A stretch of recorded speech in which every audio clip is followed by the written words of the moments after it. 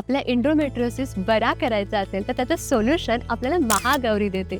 महागौरी ही करुणा आणि मातृत्वाचं प्रतीक आहे आणि ही करुणा आपल्यात जागृत करायची असेल तर सगळ्यात पहिले आपल्या मनातलं गिल्ट काढून टाकणं खूप गरजेचं आहे. कधी कधी आपल्याला स्वतःकडनं खूप जास्त अपेक्षा असतात आणि त्या अपेक्षांचं ओझं आपल्यावर येतं, आपल्या युट्रसवर येतं, आपल्या एंडोमेट्रियल थिकनेसवर येतं आणि त्याचाच परिणाम म्हणून एंडोमेट्रियोसिस होतं. सो या अवास्तव अपेक्षातून येणारं गिल्ट आपल्याला हील करायचं आहे. त्याचबरोबर आपल्या मनात कोणाविषयी राग असेल, कोणी आपल्याला दुखावलं असेल आणि त्या व्यक्तीला आपण जर माफ करत नसू तर या महागौरीच्या करुणेला आपल्याला जागृत करायचं आहे आणि त्या सगळ्या व्यक्तींना माफ करायचं आहे. का माहिती आहे? कारण आपल्यातलं मातृत्व जागृत होण्यासाठी आपलं बाळ आपली वाट बघते, त्यामुळे या छोट्या मोठ्या गोष्टी आपल्याला सोडून द्यायच्या आहेत. त्यासाठी तुम्हाला मदत करतील हे 3 पॉवरफुल अफर्मेशन्स.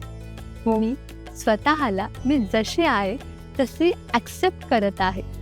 माझ्या आजूबाजूच्या वस्तू, व्यक्ती याने मला कळत नकळत दुखावलं असेल तर मी त्यांना माफ करते. मी माझा एंडोमेट्रियोसिस नॅचरली हील करत आहे. तर तुम्ही हे कळणार असाल तर आता कमेंट बॉक्समध्ये M फॉर महागौरी मेन्शन करा.